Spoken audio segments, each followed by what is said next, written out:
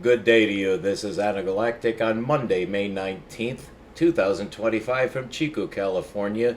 This presentation is a continuation of our study of the binary number system, which we now know defines the planar space that used to be squared and now can be composed non-linearly using the binary number system itself to create a circle that represents light speed.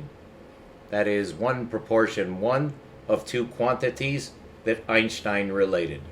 He called it time and space. I'll show you something different. He got the linear solution, which requires time because time is a derivative quantity. It's a derivative of energy, and so the true relationship in binary circular space translating to spherical space, the basis of the universe itself, is light speed unitized. And the numbers inside that sphere, whose surface value is 1, it consists of numbers that are less than 1.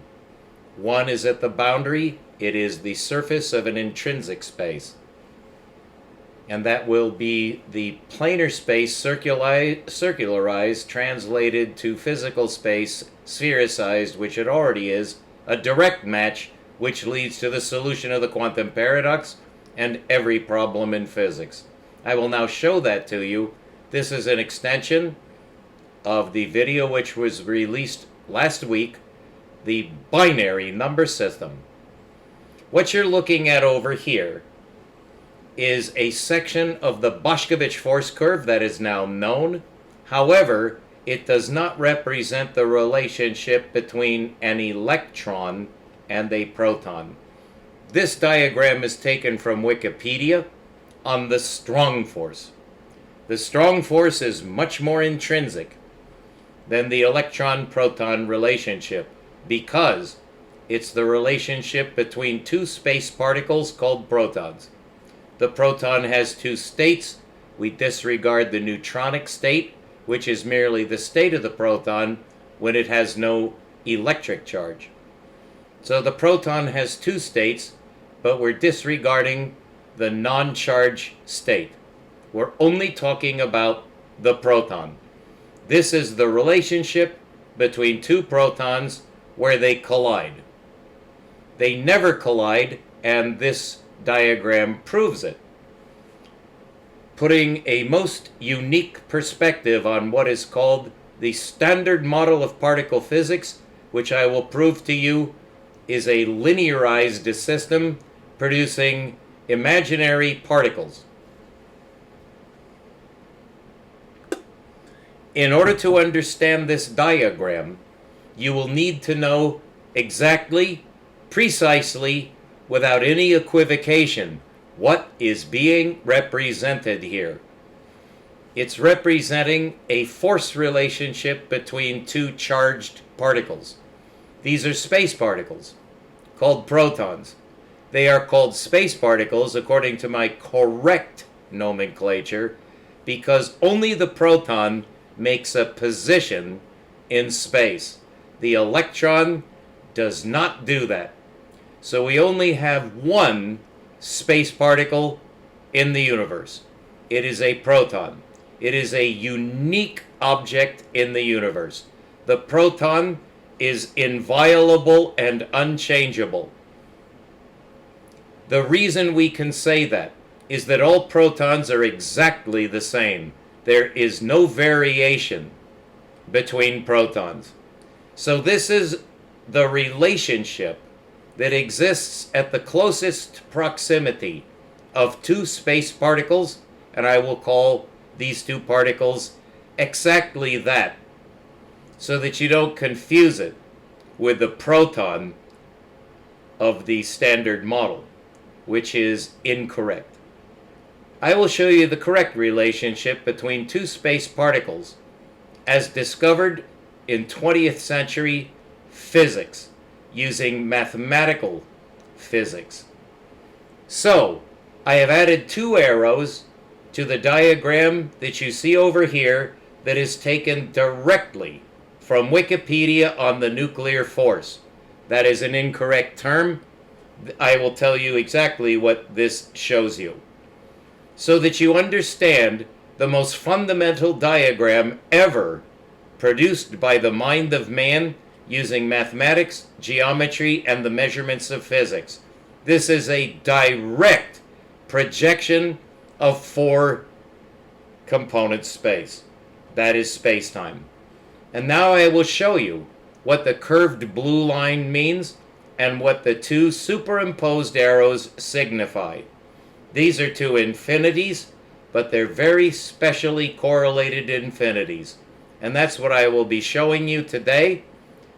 You will see following this, in this video, a 1 hour and 20-minute discussion of the binary number system, because that is what you are looking at mathematically. You're looking at the binary system that the universe uses to compute its force balance system, which fully explains light and gravity as one thing. With that said, I'm now going to give a partial explanation of this. Then you'll hear the full discussion of the binary number system, which is the mathematical basis of what I'll be telling you. And then I'll show you how the two infinities represented by the two arrows are correlated in spherical conjugal space.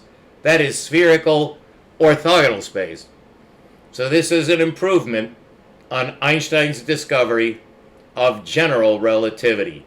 What you will find out by the end of this lecture, which will consume approximately 2 hours total, you will find the universal reference frame that is not zero. Einstein was stuck with zero. That number does not exist. It does not exist in binary number space. There is no zero. It's an infinity, and that's on this diagram. There is also a spatial infinity, the red line. So the blue line that goes up is a line that is asymptotically related to the upward curve of this double curve. This is the double curve of quantum infinity. Keep listening, and at the end of the sequence on the binary number system, you will be fully prepared to advance physics to the next level in your own mind, putting you ahead of all mathematicians and all physicists. You are now about to discover the quantum of gravity and the meaning of light speed simultaneously. Thank you. Here we go. Good day to you. This is Anagalactic bringing you a special presentation of a formal proof. This will be along the lines of Alan MacDonald, a very well-renowned geometrician. Although he deals in mathematics, he has a geometrically oriented mind. A great advantage in modern physics is to know geometry. That's what I'll be talking about today. Over here you see two interacting bar-type spiral galaxies. I made a special study of these and studied over 400 of this kind of interaction. Alas, that work was lost in the campfire. However, I did have a database filled with 1,000 galaxies, so I'm a galactic astronomer of the analytical sort. I study structure. Ever since a few years ago, I became interested in the mathematical side of astronomy, which gets one interested, I found out, at least in my case, in astrophysics, and the latest discoveries in deep space cosmic science. This would include all galaxies and any units higher. There are such things as clusters of galaxies, of which I'm sure you're aware, because dark matter was first discovered that way, was by studying galaxy clusters. And then later that work was revived in the study of the gravitational profile, as it is thought to be, of a spiral galaxy. It is now possible to use spectroscopy to analyze the light curve, which distinguishes two sides of a spiral. If it's oriented correctly for this kind of a measurement, you can detect not only the overall light profile of the galaxy, but also its rate of spin. And by taking segments, which is now possible to take segments to divide up a spiral galaxy oriented correctly for this type of measurement, she followed up on the work of Fritz Zwicky, who did his work on the Coma cluster of galaxies. This was about a decade later, a very rough estimate. In the 1960s, I believe, it was Vera Rubin who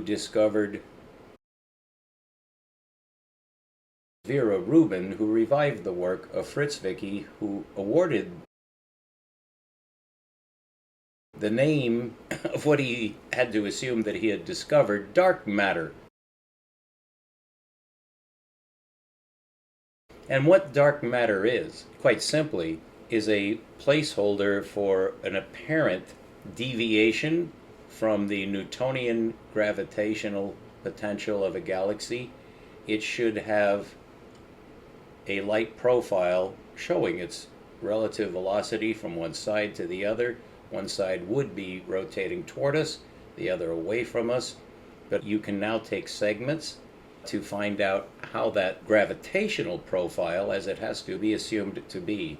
It does not conform to Newtonian mechanics, nor indeed to Einsteinian mechanics, which in this case would not be a tremendous difference, since the gravitational profile of the object is quite localized, at least in galactic space, or in the case of Zwicky's discovery of, you could say, supergalactic space, since it's more than one galaxy in a cluster. Between 100 and 1,000 is a very rough estimate. They tend to be around 300 bright galaxies per cluster. These are the building blocks of the universe at macro scale, thus far discovered, although there is more being discovered. And indeed, huge large quasar groups, and that is actually their name, you can look that up. It's usually abbreviated, rather mercifully I'd say, is huge large. It's because large had been used and then there was something much bigger. But these are quasars, by far the brightest things in the universe, which are now known to form some kind of structure. Computers identified this, and it's now confirmed that quasars, which are quite distantly spaced, do form large groups, which defies certain modeling. So that's why I have this picture over here, but today we're going to be discussing something just a little bit different. This is where we left off a few presentations ago, where I'm attempting to wrap up several threads, but all of it led to the geometry of the universe, which is my specialty. A rather grandiose, I'd have to say, portrait of a field of endeavor. The geometry of the universe is a very real thing,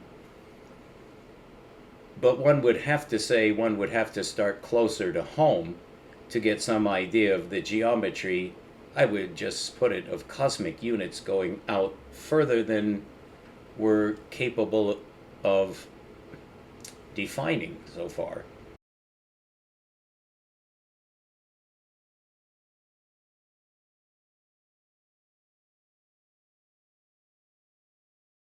Because new discoveries have been made recently in terms of decades. The huge large quasar groups were discovered in this millennium.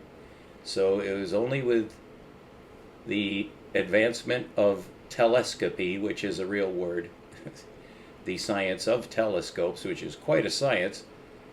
We've increased our wave band reach, so we can now use radio astronomy, X-ray astronomy. There are advanced forms of astronomy, that is telescopy. The James Webb Telescope, as you're probably aware, does cover the visible light spectrum, which is always an advantage. You want to get that, although you can't if you're using an X-ray or radio or even sub-infrared telescope type. The James Webb Telescope does have a wave range, a wavelength range that reaches into the optical spectrum, so we can see the photographs by looking, but you can superimpose other wave bands, and that is done to great advantage now, so we can see more of the galaxy in forms of light that our eyes are not capable of detecting, but which our instrumentation is capable of detecting. But in the case of the interacting spirals that I just showed you, that is plotted, that is to arrive at the concept of dark matter, which I'm just going to cover briefly because it's so often brought up in cutting-edge science. In the popularly available forms of astrophysics, dark matter is a very strong topic of interest, for very good reason. Dark matter has really stumped the band, but all it is a placeholder for the flat plate spin, which is now commonly adduced to be the gravitational profile of a galaxy, not as expected, not according to Newtonian, Einsteinian, either formulation of gravity. The spiral galaxies being measured since the time of Vera Rubin, and it's been well over 50 years now since most of this has been known, and recently, of course, more and more. The James Webb Telescope is capable of taking extraordinary photographs which reveal more information, but nothing has changed in the assessment of dark matter. Dark matter, as you know, is the subject of intensive research. It's fair to say that most of it is mathematical, but it can't be just mathematical, because we're seeing a physical phenomenon that does not match what we expect from our equations for gravity. There are more than one type of equation for gravity. Newtonian and Einsteinian are obviously different. But nothing is different in the view of this gravity profile for galaxies. It's thought that it is gravity that is controlling the spin rate, and therefore you would expect the inverse square law to apply, that what's rotating at the periphery of the galaxy, relatively speaking, not close to the center, to be comparing the more central rotation to the more external rotation, but still part of the same object, called an extended object, because it's made, you would have to say, mostly of stars. But what was discovered is it may not be as mostly made of stars as we thought. There may be some non-luminous material. Well, we already know there's some non-luminous material, but from our analysis of our own galaxy from the inside, which is an advantage here, we can say that we are fairly certain of the gravitational profile of our own galaxy, although that's worth checking into yourself to make sure you understand what has been discovered about the rotation of our galaxy.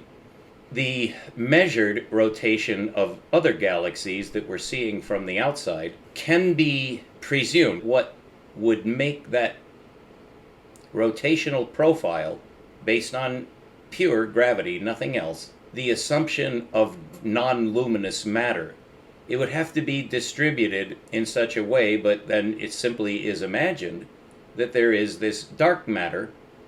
Dunkle Materie in German is how Fritz Zwicky named it, and he did name it that. I did go back and check, in fact more than once, because of the way that that notion has been extrapolated is in fact purely mathematical. It's based on the formula for gravity. And the formula for gravity predicts the inverse square law, and that does not pertain. It's a flat spin. It's like the whole thing is a plate and it's all rotating as one thing, which obviously does not conform to an inverse square law. There's something else happening, and the assumption of this dark matter is thought to compensate for our predicted gravitational profile, which is now known does not match. So some explanation must be offered for that being acceptable in any way. It was Zwicky's name, at least. I was most curious to know if he had any other hypotheses alongside, because now there are other hypotheses. One of them, rather abstractly, I would say, is called MOND, which means modified. That's the MO. and then the ND stands for Newtonian dynamics, actually called MOND, similarly to how the theory of everything, disrespectfully pronounced toe, which, yeah, well, that is what those letters spell, so that is a mnemonic, which does assist us as, just humans. well, theory of everything is that kind of an acronym, but in this case, MOND, the first two letters represent modified. So that is one alternative. There's more than one of those. So when you say modified Newtonian dynamics, you actually have to be specific. Which one of those theoretical, it would be called a model in this case. You're trying to model in some way. It's rather disturbing, which is why because we expected that all galaxies would have this kind of a gravitational profile. They don't, and that's really quite a challenge. So you've got to explain that. That is, you must try. It is considered requisite at the cutting edge of physics, which of course somebody is going to be trying to theorize about, to make some prediction on which way to look or what's most likely. Natural selection was based on this. In fact, the supposed passage of the chariot of the sun across the sky every day, there was another theory which was finally shown to more adequately explain the passage of the sun through the sky every day. That's not necessarily a chariot, or that the entire thing is revolving around the earth. There's a much better explanation. Well, what we're looking for is a similar, much better explanation for the gravitational.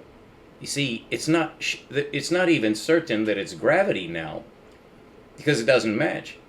Well, if you insist that it has to be gravity, then, which apparently Fritz did, which surprises me. He's one of my teachers.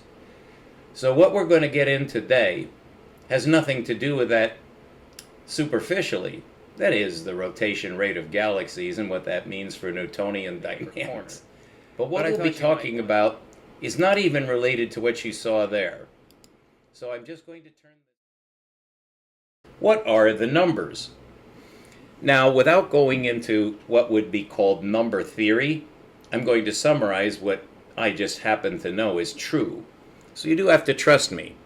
I hope that you consider me trustworthy. If this is your first time tuning in, you have no reason to believe that, and you shouldn't. A scientist trusts no man, only the proof. The first item on the agenda is, why in the world do we need to talk about the numbers at all, when what we're after is, for instance, something like quantum gravity, which is one of the most sought-after goals, is quantum gravity, or even the solution or some solution to the quantum paradox, which has stumped the band for a century. Something like that. I am leading into these topics. Also, dark matter has a most interesting explanation. According to what? According to a reinterpretive geometry. It is a remarkable fact which bears emphasis, so I will state forthrightly that geometry is the gateway to understanding, and always has been. I suppose that could be debated to effect, that is, to have more than one mind focusing on that topic, because you're just hearing my side of an issue which is actually profoundly deep. It's the relationship between geometry and numbers. The relationship between geometry and numbers. Because it's worthwhile to restate, just for the record, so to speak, that what science is seeking in its measurements, really we only have measurements. Now you could say you look at a photograph of distant galaxies, that's a form of analysis, is your visual. Well, that's geometry. What you're looking for are patterns such as you saw. And I'll just refresh your memory. Those are obviously geometric patterns, correct? They're curved, which is what you would expect in outer space, wouldn't you? Not straight lines. Although, I just want to draw your attention to one other item. And here, is the other plume. I'm going to get a little bit more so you can see this. Those are two plumes. The upper left-hand one, those are kiloparsecs in length, which you can just think of as thousands of light years. That's galactic scale. So these are no small jets, but that's a linear phenomenon on what you would have to say is, you see, it's not perfectly straight because it's rotating. That upper left-hand plume is rotating toward us. You can see it's brighter. And the lower plume is rotating away from us. Well, that's geometry, and that's really all I wanted to say. So there is geometry to consider just when considering a photograph, but we do want measurements. Those measurements that I gave to you, that this has a known speed. Those jets are traveling at a speed which has been measured fairly accurately, and they're obviously oriented as bipolar jets. Well, how far do they go? That's been measured. We know how to make those distance measurements as well. We can also tell that it's spinning, so it looks like it's the birth of a spiral galaxy. Well, it's geometry, so that's the point that I'm trying to make. But we make measurements with numbers. So we do need to know what we're doing with numbers, and that's what I'm going to cover today. So we have a firm, sound basis in numbers, numerics, going to math. There's arithmetic, math, algebra, and even the calculus, which is an interdimensional operator, as I'll be showing you. We need to characterize space with a metric. That's summarizing a whale of a lot of information, which Alan MacDonald would insist on going into in detail, but I've done that in prior video lectures. And again, you do have to trust me here because I'm summarizing a rather enormous amount of basic information into a few gentle rubrics so we know what numbers are. Well, what are they? They're applied as a metric to a space, which is generally conceded to be, or had been, spatial space.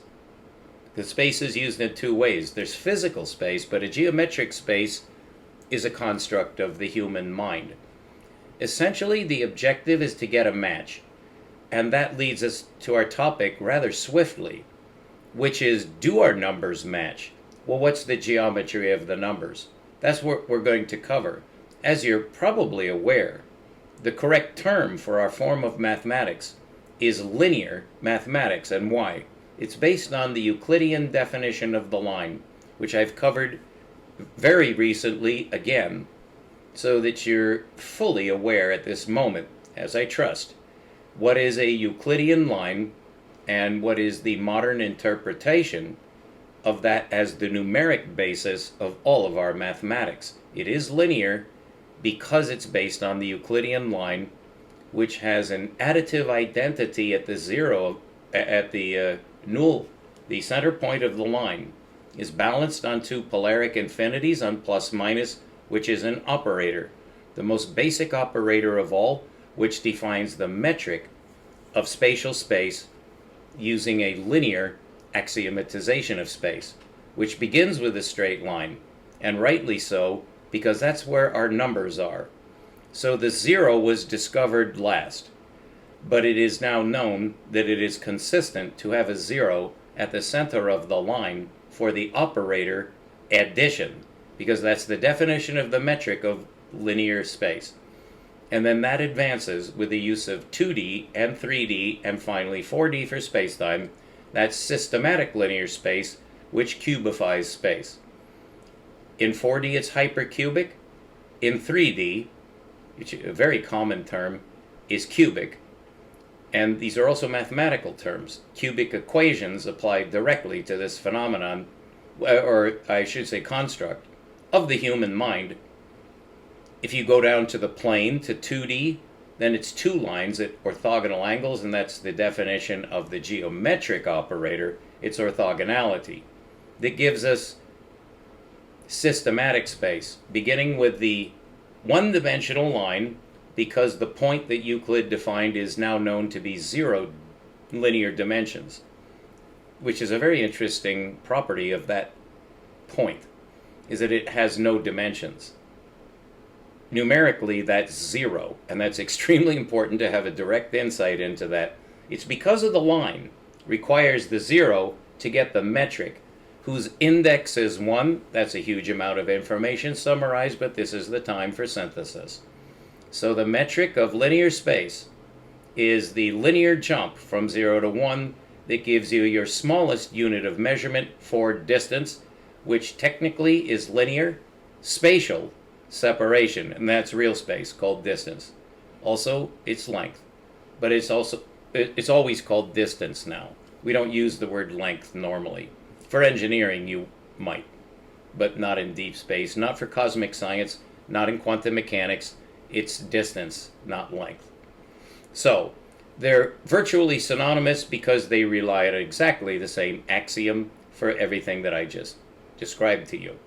So that is the basis of linearization of space, which is an extrinsic geometry. What I discovered is the intrinsic geometry based on the only other object that can parameterize space either geometrically or mathematically, that is, numerically. Now today we're going to talk about the numbers, because numbers are so critical to everything we do in science. It's just inescapable. Then the linear number system is an extraordinary system. It is the basis of numbers, and therefore linearization is a very natural step in science, in logic, in geometry, and in numbers.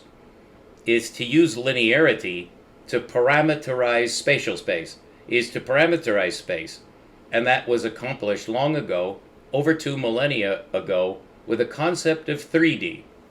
And this, of course, is the planar space, which is simply an infinitely large flat object of the mind. That's what a plane is. But it is worth noting that that is how we see.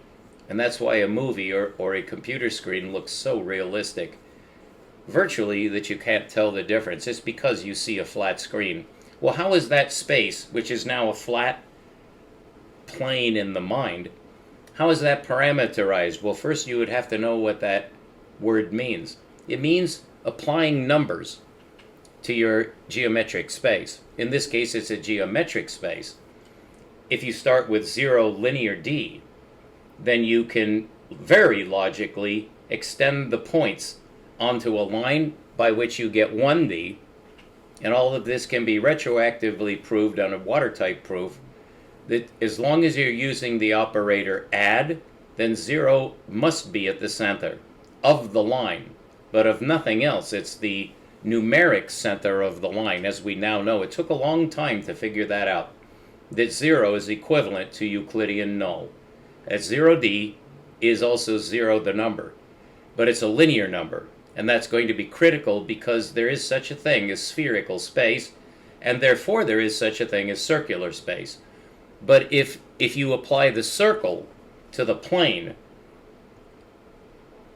that is not this. You're not starting with a line, because the line is open, goes to 2 infinities. The circle is closed, so that has an exterior and an interior. That's quite different, and that is the difference between closed curvature and open linearity. There's a range in between that I covered in a lecture just given yesterday on the evolute of the line into the circle, which Kepler studied. He drew diagrams of this extensive. What happens when you have a line, and for instance, you just draw a circle that's tangent to the line? Can you conform the straight line to the circle by a transformation? Well, if you do, the first thing you get as you start to curve the line toward the circle, it's a hyperbola. And then it will reach a very interesting balance form called the parabola, which is just a single thing in this construction. It's a whole family of hyperbolae that are hitting infinity at a different, you could say, angle. But when it reaches a certain limit, it is now balanced, and you know that because if you keep going, it collapses. That's the collapse of the wave function. I'm just throwing that in to show you that this leads to a solution vector for quantum mechanics. This will solve for the collapse of the wave function if I can describe to you this transformation called the evolute of a straight line to a perfect closed line. A perfect rate closed line is not an ellipse. That occurs obviously in macrospace. The planets describe elliptical orbits, which is very interesting to consider because an ellipse is very similar to a circle, but a circle, of course, is a perfectly symmetrical. It's no longer an ellipse. So what happens when the hyperbola is lifted off of the straight line to try to close on the circle? It reaches the parabola and then snaps. Now what it snaps to would be a line orthogonal to the original line. So it snaps to a orthogonality on the closure, and then if you continue the impetus or the momentum of that, called a transformation, the line will turn into an ellipse. And the ellipse will then, and it's elongated this way now. It is elongated vertically, so it starts as a straight line, and then because you see this motion, this transformative action, when it reaches the parabola, something happens. It just changed from a hyperbola, which has a specific mathematic formula in 2D space. It changes to a parabola. It's no longer part of the family of hyperbolae that were fanning up until it reached the parabola. And what happens next is that the two infinities, there are two linear infinities that are being bent upwards simultaneously. When they reach the parabola, you could say that you can't go any farther. But if you force it on a continuum, it jumps, and that's the quantum jump. So you're seeing the collapse of the wave function and the quantum jump. And I'll leave it at that until I can more fully explicate that, as I have done in the past, but this is synthetic so you see it all. And now we need to turn to the numbers. I just wanted to give you some visual clues as to why we need to understand the numbers. First of all, that 0 is peculiar. It is the balance point of the line, and therefore it's the balance of the integers. And if you think of the integers as going to two infinities, they're polarically, they're 180 degree opposites. But they're equivalent in both directions. So even if you go to infinity and say you've hit either 1 or 2 points, and that's an interesting distinction to make, is this hitting one infinity? It is in circular space. It's hitting one infinity. It's the line is making a circle. So the line is the derivative of the circle, and that can be proved, and I did prove it, so that is known.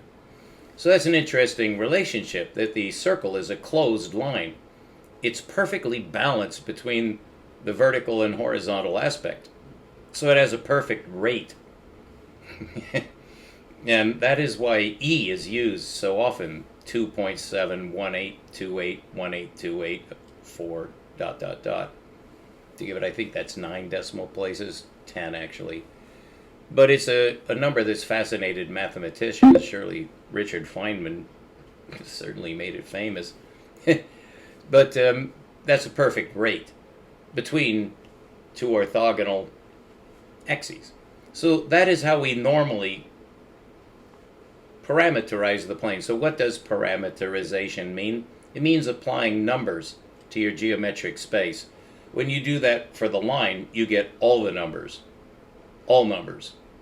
Any number system. There are about 8 counted linear number systems, beginning with the integers, counting numbers, natural numbers. Rather interesting distinctions between these. Then the proportional numbers, a very significant, called the rational numbers.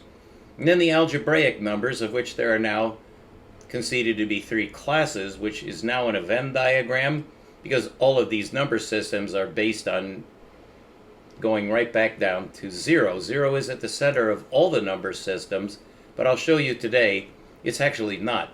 It's not the center of the circular number system.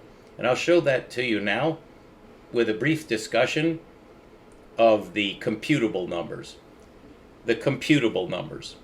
This goes to machine logic, and your CPUs, your computers, use a form, it uses a number system. Well, you know what it's called? Usually it's called the binary number system. And when defined correctly, that is absolutely right. Well, what is that? What is the binary number system? If you represent it with zeros and ones, which is how it is representable, with zeros and ones meaning basically electronic on or off, well, that forms a true-false system on which you can construct a number system. But you can't give it just any number. It can't represent just any number in the Venn diagram. It can only represent a subset of the linear numbers. And that's a number set, which is the true definition of the set. A set only applies to numbers, and then it makes sense. A set of numbers. So a set of numbers would be something like the natural numbers, the integers. The rational numbers is a set of numbers. Well, it turns out that the binary number system, on which all of our computational, really miraculous amount of information can be represented using binary. It's creating the image on our screen, which I'm looking at now and you'll look at later. It's all created with binary numbers. So what are they? As you know, the first binary number, the lowest if you don't count fractions, the first whole number in the binary number system is 1. After that, there's 2.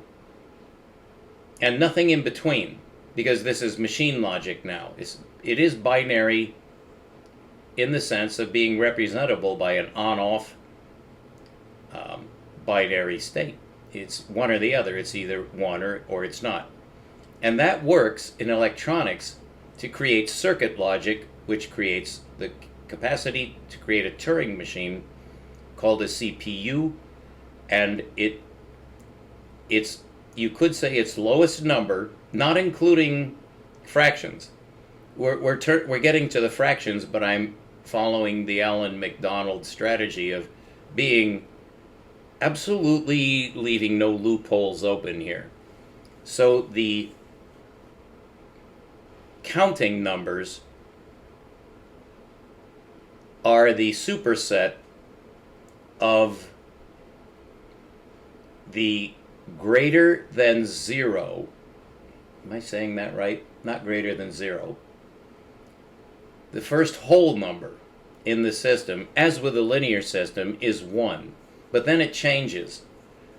Not right away, because the next linear number that can be representable, these are called the machine representable numbers. Almost simultaneous with computable, and that really is the point of each expression for this kind of a number. They're the representable numbers, and therefore they are computable, because you can represent them in machine logic. And you get the binary number system, which basically has 2 aspects. The numbers less than 1 and the numbers greater than 1. 1 is peculiar. It is the lowest counting number, which is also true in linear mathematics. There is no counting number by definition, by axiomatic. Well, that's because 1 is the index of linear spatial separation. There's no number less than 1 for the index if you say that the index is indeed the smallest. Well, that leads to an interesting paradox. What is the smallest spatial separation that you can measure? In quantum mechanics, that is called the measurement problem. So from many angles, we're closing in on the quantum paradox, and we'll also be closing in on what makes this the way it is.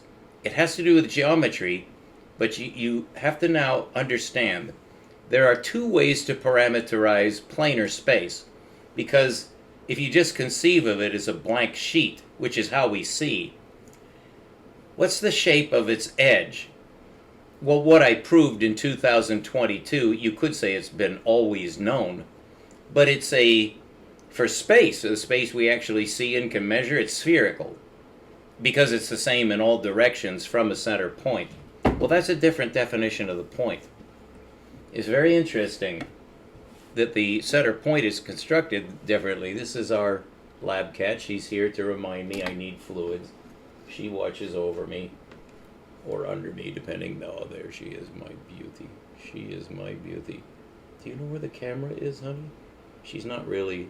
Yeah, she wants attention is what she wants. She loves me. Well, I love her too. So that's a lab cat. Most necessary part of this operation these days. There you can see her ear. Okay, I don't want to get gushy, but that's 40 minutes. In the next video, I'll complete this McDonald strategy approach to what is a number by discussing the numbers less than 1, the highest of which is 1/2. And that, as you know, is the wavelength frequency relationship. 1/2 to 2/1 is light speed. We'll be right back.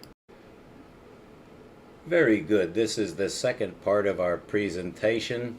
If you haven't seen the prior, I recommend seeing that first, although I do like to keep my videos self-contained. We are talking about the binary number system now, which is a set of numbers, which is a subset of the linear numbers. The linear numbers are one-component numbers, and I trust you understand that statement. There is such a thing as a two-component number.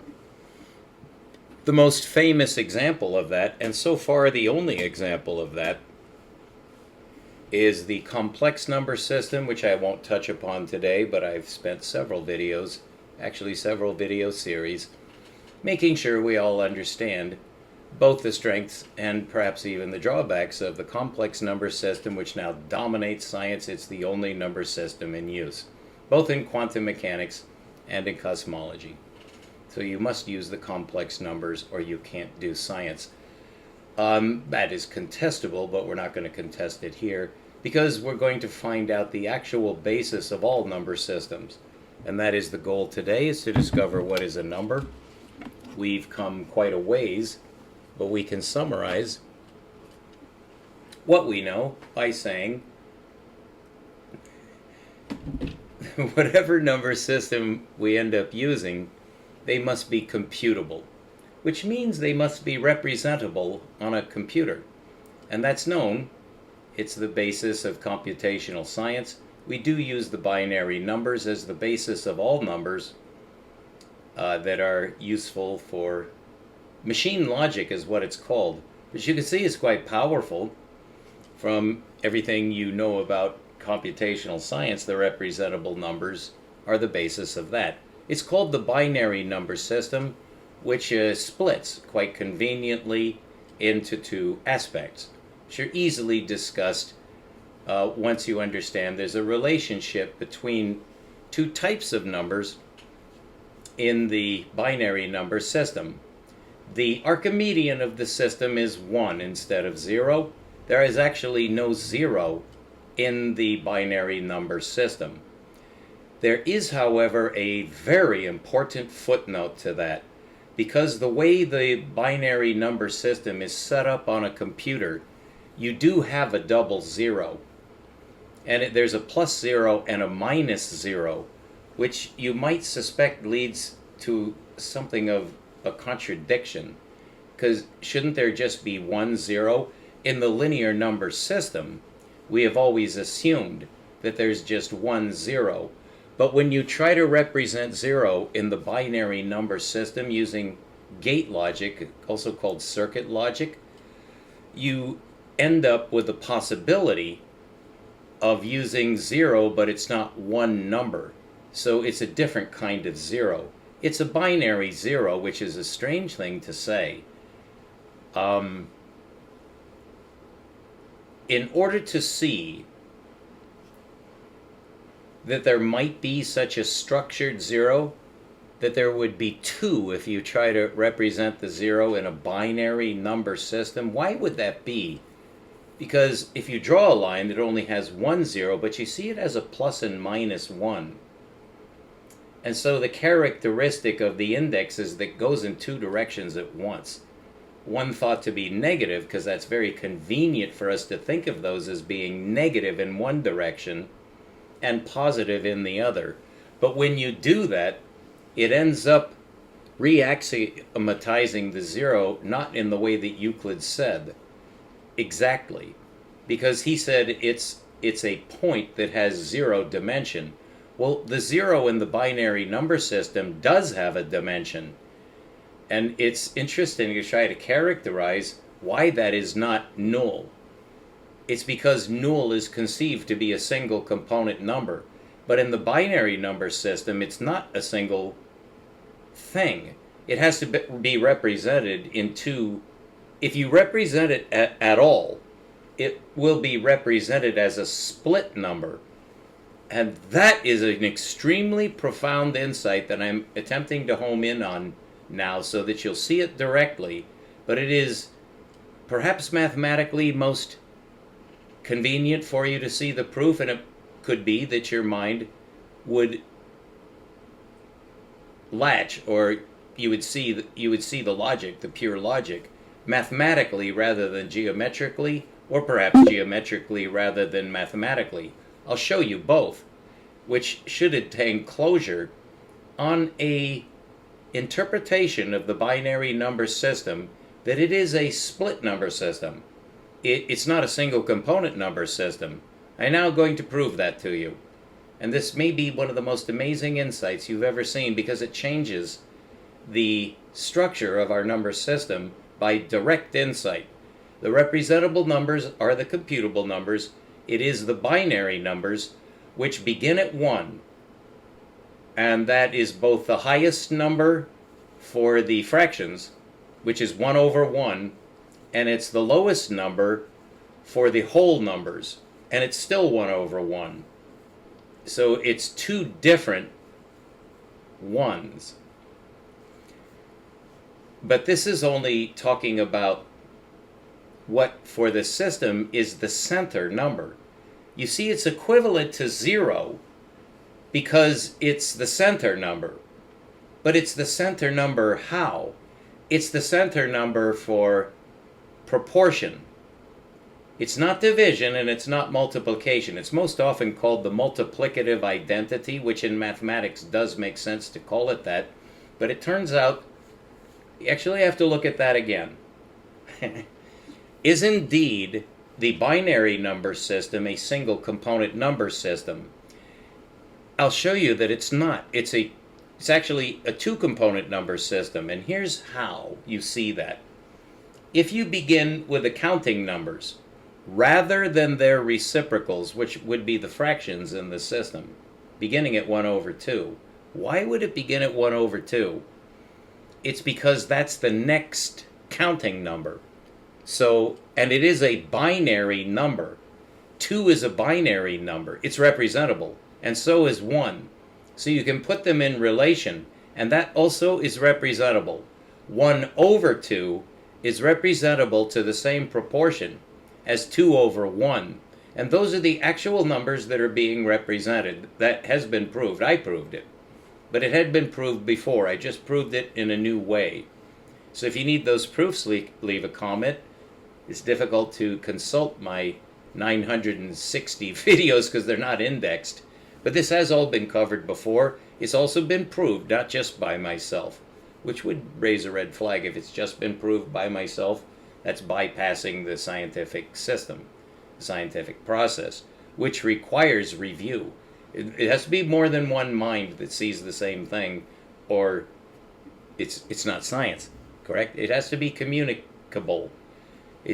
So, to say that the binary number system is a two-component number system, you could say that it's well known because it certainly is basic, but I've never heard it said, certainly not often enough. So I'm saying what I believe is the most important thing to say about the representable computable numbers. It's virtually synonymous, because in order to be computable, they have to be machine representable. And so it's more basic to say that they're the machine representable numbers, and that is the binary number system. But the lowest counting number is 1, which I keep saying that, but what's the next number? The next counting number is 2, and that's also binary. So that's representable. Is 3? Yes, but pause right there and look at what 2 is. Because what I'm saying is that 1 over 1 is the lowest counting number. And that is a 2-component number. 1 over 1. That's proportion. Don't think of it as division or multiplication, because the comprehensive term that describes both, as the operator that we were taught, it's the multiplication division paired operator. Well, as a pair, that's proportion. So that's different from the line. So it's pertaining to a different object than the line. That's quite a critical insight, which you're now going to see, I hope. That's my goal, is to get you to see this. So see what? To see what happens next. When you start at 1 over 1, accepting my hypothesis that that's the right way to state it, which you could certainly say it's not contradictory in any way, 1 over 1 is the lowest counting number in binary. Well, the next number after 1 over 1 is 2 over 1. And the reason we know that that is consistent is because the reciprocal is also representable. So if you take 2 over 1 and you invert it, you get 1 over 2, which is also a binary number. Now you may sense the problem that's coming up. In binary, you know that the counting numbers are counted in powers of 2. You know the reason for that? It's because if you go from 2 over 1 to 3 over 1, which would be the next linear spatial separation single component number, is 1, 2, 3 is the next in order. In linear space, it's 0 to 1, then 1 to 2, and then 2 to 3, and then 3 to 4. In binary space, there is no 0, because you can't divide 0 by 0, so there's no representable number for 0. There's an interesting footnote to that, because the system does have a 0, but it's a split 0. There's a plus 0 and a minus 0. Now that's a lot of gobbledygook, but now I just want you to watch. 1 over 1, the next counting number is 2 over 1. Now if you go to 3 over 1, now invert it and see if that's representable. That's 1 over 3. Is it representable? It is not. It is not a representable number. And that means that 1/3, what we consider to be a perfectly ordinary fraction, is not a computable number.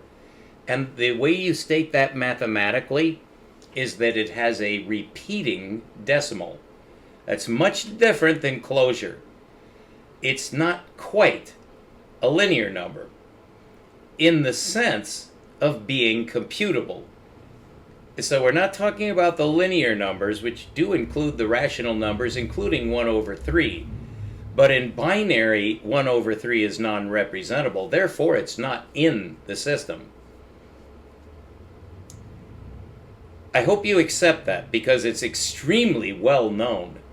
But stating it the way it needs to be stated can be quite a challenge to the mind, because you're starting to sense that maybe you've been given some contradictory information about what is a number.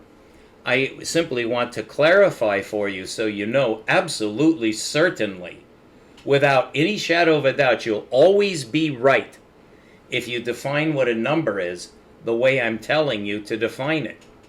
Because the basic number system is binary. So it has two aspects that are in dual. When you have 2 over 1, that is a representable number because it's also representable in its conjugate. We call that the reciprocal. I'm going to show you that there's a geometric relationship between 2 over 1 and 1 over 2, the two constituent basic numbers of light speed. I hope you see that. That's throwing in quite a bit into the mix that was technically unnecessary, but I want you to know the significance of this. This does affect our definition of light speed, which therefore is going to affect our definition of space-time. It's much deeper and much more fascinating than that, though. And this is a solution vector. So, the 2 over 1 is representable, but 3 over 1 is not. And so the next number after 2 to the power of 1 is 2 to the power of 2. And then it goes in exponential form. 2 to the power of 1 goes 1, 2, 3, 4, 5, 6, 7, 8 to infinity. And that is the linear set of positive numbers. They're positive counting numbers in power space. In power space. And we write that as 2 to the first power. Do you know what the representation is of 1 over 2 in power space? It's 2. What is it? It's 2 to the negative 1. So the positive and negative integers in power space form the exponential space for the base 2 system, whose number is 2. But we know there's one lower number. Well, what's the lowest number in linear counting space? It's 1. But we know there's one less number for that, 0. In power space, the starting number, the index, is not 1 as it is for linear spatial separation. The jump from 0 to 1 is the index, as we just discussed. It is quite synthetic. I hope you're getting this. Rewind it and listen to this again if you need to. So you begin with 2 over 1 and then 4 over 1. That's 2 to the 1 and 2 to the 2. So we're just going to leave out the number 2.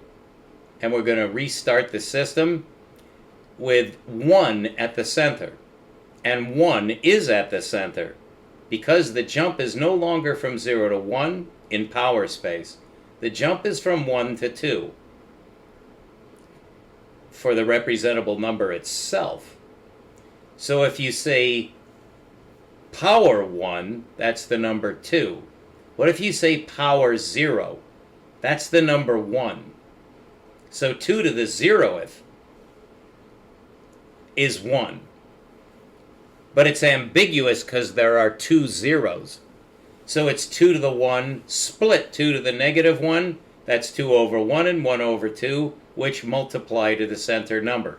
So instead of plus 1 and minus 1 adding to 0, plus 1 and minus 1 in power space multiply to 1. And then 2, those two numbers, that would be 4 over 1 and 1 over 4, another valid frequency wavelength relationship, because they're reciprocal, they multiply to 1. And indeed, the next pair in power space linear, and now we've recovered 0, but it's a power 0. So it is a structured 0. So if you say 2 to the 0th, is it plus 0th or minus 0th? If it's 2 to the minus 0th, you get 1 over 1. But if it's 2 to the plus 0, you get 1 over 1. Is there a difference? Yes, there is. 1 over 1 is equal to 1 over 1. But how are those equal? Because it looks the same, doesn't it? Well, are they the same? One is 1 over 1. This is like 1 was 1 racehorse. 2 was 1 1 horse race. 2 1 2. I hope you like that little ditty there. So now you see in power space we have the integers including 0. But the 0 is not structured the same. You get 1 over 1 as the result. The numeric result is 1 over 1. But they're obviously inverted. So you have 1 over 1 and reverse it. It's still 1 over 1. Now I'm going to show you something that if it doesn't blow your mind, you shouldn't study mathematics at all. But don't be afraid, because in a moment you're going to know more than your mathematicians have learned in 2,500 years to the present day. I want you to watch very, very carefully what I do next. We now know that if you begin with a line, you get single component numbers whose center number is 0. If you begin in power space, the center number is no longer 0. The center, these are the actual numbers that come out, okay? The lowest number is 1.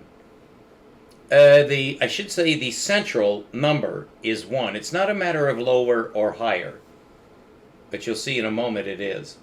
It's natural. Everything's natural, but this is a much different way of looking at things.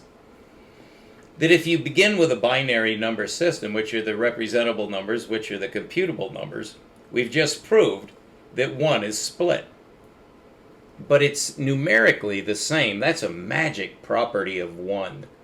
So we're just going to accept that because it's definitely true. But what about 2? Well, 2 in binary is a split number, as we just carefully discussed. 2 is a 2-component number. It's not just 2. You can represent it as 2, and that is consistent. That is the number 2. It's 2 over 1. But the only reason it's representable is because 1 over 2 is representable. And that's profound. Let's go on. 1 over 2 and 2 over 1 multiply to 1 in the same way that plus and minus 1 add to 0. So this is a geometric extrapolation. Is there a geometry for binary space? There is, and it's called the circle, and I discovered that. That is unknown, is that we just discovered a new geometric object that replaces the line. It's the circle. And binary number space is not linear. It's circular. That's why you have to skip 3. You have to... Can you skip 5? It's actually a little more complex than just the odd numbers. But is 1 over 6 representable? No, it's not. And you should figure out why. Is 1 over 9 representable? No, it's not. Is 1 over 5, we skipped 5, is that representable? Yes, it is. And what's the difference between representable and non-representable? No repeating decimal. There is a form of repetition where it doesn't repeat the same digit. It repeats what appears to be a random scattering of digits to infinity. And that's called irrationality. That does not exist in the binary number system. So there is no irrationality to the computable numbers. The representable numbers, the binary numbers, are circular numbers. And now I'm going to show that to you so that you see it geometrically. You have a center number of 1. Well, that's not 0, so it's not a point. So you don't have a point in the system. The numeric system has no point. What does it have instead? I'll show you. How did you get the point numerically for the line? I showed you. You add the two polaric infinities. They're called antipodal infinities, but it's strictly linear space you're talking about. So it's the diameter of an embedding space. That line technically does not exist. It's useful because we measure spatial separation with it. But is space separated that way? No. And Einstein proved that. Space is separated non-linearly because of time lag. So a distance is an illusion, and we know that now. It really baffled the minds of the early mathematicians when they encountered Einstein's general theory of relativity, which is now applying special relativity in a much broader sense. That's why it's called general. But it changes the aspect of spatial separation. Because of time lag, you can't get an accurate spatial separation in a certain mode where you need to coordinate what's going on far away from you with light-speed transmission signals. For instance, to your Pioneer craft going to the outer planets, you need to talk to it. But when you talk to it with light, and it takes time for the light to arrive. And nobody knew that. Nobody knew what that meant. Well, Einstein showed that it has a geometric significance. And the result is space-time, which is a geometry, although it's quite interesting. We're getting there, but this is the basic geometry that we know works for CPUs. It works for machine logic. It is consistent, but does it have a geometry? It's certainly not linear, because you have to skip 3. You can represent 3, because it's a whole number. It's 3 over 1. All whole numbers are representable, but their inverse is not necessarily representable, and 1 over 3 is not.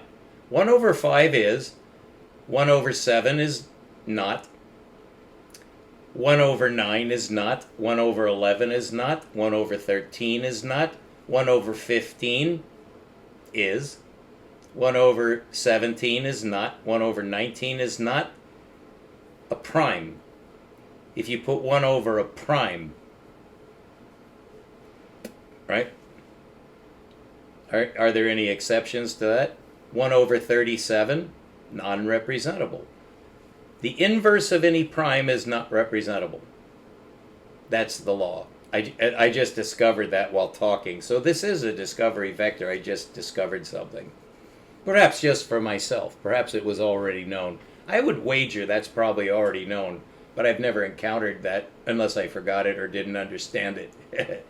So going on, without getting into the intricacies of prime numbers, I think you're going to find, though, that that is quite a clue as to what the prime numbers may be. There's quite a bit of research going on with prime numbers. You may be aware of that. Certainly, if you're a mathematician, you are. So the reciprocal of a prime number is non-representable, and that's why we skip 3 and it goes 1, 2, 4, 8, 16 powers of 2. And there are some computable numbers left behind, but in the construct of what are representable numbers, they're paired. So if you do use 37 over 1, which is 37, right? It is 37. That is a computable number. It's a perfectly fine number. All counting numbers are fine. But if you do use 37, you don't want to take its reciprocal. And it turns out you actually can't, because you're not going to find 37 in the system. Although, see, 1 over 5 is representable, and that's considered to be a prime number for pretty good reason. So I'm not confident of what I'm saying about the prime numbers, but there is something there. That's something to do. So I overstated it just a little bit, and I hope I didn't offend any true mathematicians, because I am not a mathematician. But in this case, I do have certain insight which I need for the geometry that I discovered. It turns out there's a second geometry that's nonlinear, and it is the geometry of the circle. So let's take a look. We're just going to say, let's say the circle has a circumference of 1. Just humor me here. So if the circle has a circumference of 1, but what if it's binary 1? Okay, let's say it's binary 1. Then we know it's a 2-component number. And you can just say 1 colon 1. It's 1 proportion 1, but proportionality is non-commutative. So the 1 It's non-ambiguous, or you might suspect it could be ambiguous if there's is 1 proportion 1. You can invert that and it's still 1 proportion 1, which means that it is commutative. So why would I suggest that perhaps that's non-commutative? Let's take a look at the relationship between the first. Let's take a look at the first counting number in the system. That's 2. But you know that it's a split 2. It's 2 over 1 and 1 over 2 because they multiply to 1. So they're both representable. So I hope you're following that. Now the next representable number with its paired number, its conjugal number or its reciprocal number or its inverse number, all these terms are used. They have slightly different nuance. But the relationship between 1 over 2 and 2 over 1 is a physical, universal relationship called light speed. It's the basis of the formulation of the constancy of light speed, is that the lowest frequency in the universe is 2 over 1. And that means that the highest wavelength is 1 over 2. What are the two quantities in proportion? Einstein said time and space. Is he right or wrong? You don't want to answer that because it's superpositional. He got it. He got it, but there's an interesting aspect to what he got. So the lowest physical number is a 2-component number whose Archimedean for the space is 1 over 1 comma 1 over 1. But that is unity. And so that is not the metric of the space. The metric has to be the split. So it's a split metric to get the space. Well, what space? Well, let's find out. Let's look at the number 1 over 2. Is it less than 1? Yes. Okay. And let's look at the number 2 over 1. Is it greater than 1? Yes. Well, what if you had a boundary called 1? Let's just say it's that circle to which we gave the number proportional 1. It's a 2-component 1. It's 1 over 1 comma 1 over 1. And that's the value of the circle. It's the linear distance around the circumference is 1. That's easy. But we're saying that it's binary 1, which is 1 over 1 comma 1 over 1. And that's accurate. It's really 1. But in binary space, you should say it's a 2-component 1 because it's on the plane. The line is not quite the same because it's open. It goes to 2 infinities. The circle doesn't go to infinity at all. It's unity. So 1/2 would go inside because it's less. It's inside. Well, that's the binary split, is that circle. To the proportion that 1 over 2 is inside, 2 over 1 is outside. And all binary numbers are constructed that way. The only exception to inside and outside is the circle itself. So that's the Archimedean of circular space, is the circle. Can we attach a metric to that? Yes. And that's what nobody was ever able to see, that forms the metric of a new planar space. Because now you can fill the universe with numbers. That's what we do with a Cartesian 2D grid, is fill planar space with numbers on squares. This is not doing that. This is filling the Cartesian planar space with 2-component numbers, one of which has to be inside the circle and one which has to be outside the circle, and they always multiply to 1. So they have what's called a harmonic relationship. And that fully and completely, with closure, defines the binary number system, with one interesting exception. What's at the edge? Now, for the line, there are 2 infinities that are balanced on 0. In this case, there are 2 infinities, you could say. that are balanced on 1. And one of the infinities goes toward the center and never reaches 0. It's just a number under 1 that's potentially infinitely large. So that's one infinity. Is approaching the center, you can't reach it. That's called Zeno's paradox. It's no longer a paradox, and I'll show you why. It's because of what happens on the outside. As you try to go in with 1 over 4, 1 over 8, 16, it's less and less and less. It never reaches 0 to the same proportion that the numbers outside never reach the highest number. And so you have two infinities that also have the harmonic balance. And this isn't the linear balance on add, which is the operator, and 0, which is the Archimedean center. In this case, you're using proportional space, which instead of having an Archimedean center of 0 on add, has an Archimedean of 1 on a split operator. Right? The other one is split too, it's plus minus. This is not plus minus. It's inside the circle and outside the circle.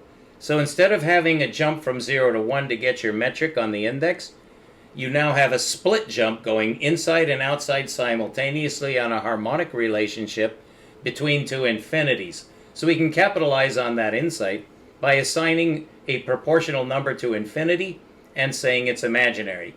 And now we're outside the realm of machine logic, because infinity is a non-representable number. It's interesting, there's a footnote to that as well, which we won't go into now, but it's actually additional excellent information. This will be excellent enough because you'll see the number system for the plane. The number system for the plane. Instead of x and y, which are two linear numbers, you have a single number for the plane. It's a two-component number. Doesn't rely on add. Add does not exist. There's no addition, although you don't lose it, because the line is the derivative of the circle, and I proved that in 2022. It's already known, it was just never proved the way I proved it. So you do have linearity, which means you have the computable numbers on a derivative object called the line, whereas the circle is unity. It is unity. And if there is a 0 to be used, and I just said there is because the line is there, so there is a 0, it's inside the circle, which is now interestingly characterizable because it's 1/2 of the binary system, exactly 1/2. But where it goes to infinitesimality, the negative infinity, that is a proportion with outer infinity, and they have a specific relationship that they're reciprocal.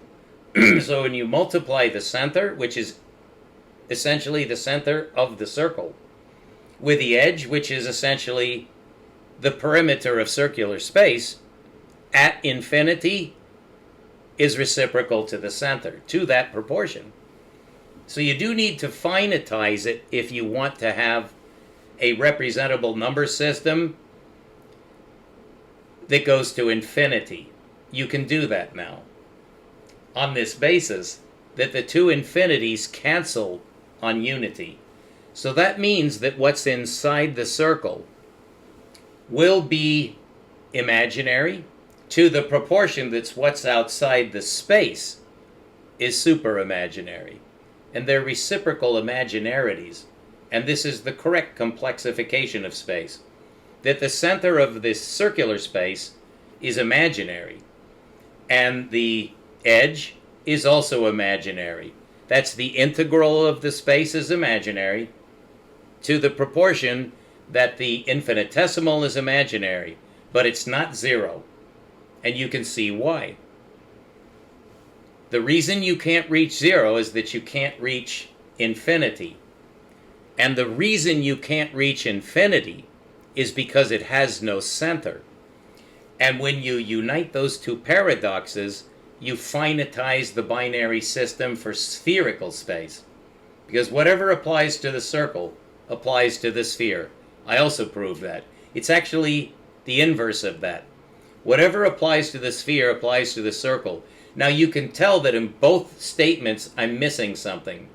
And that is the transformation between the circle to the sphere, or the sphere to the circle. Those are obviously also related because one's the inverse of the other in some system. I'll show that to you in the next lecture. I hope you enjoyed this. That completes our proof that all the numbers in the universe are either inside the sphere, which is called the quantum, or they're outside the sphere, which is space. And space has a limit to the proportion that the quantum has a limit. One's the infinitesimal, it can't be zero, and so it is a proportion with infinity. And that solves for infinity. It also solves for imaginarity and recovers complexity into rational space. And that is a mouthful. And with that, I need to eat. My stomach is growling like a bear that just woke up out of hibernation. So thank you for tuning in. Keep looking up. It's a full moon, beautiful. We'll be right back.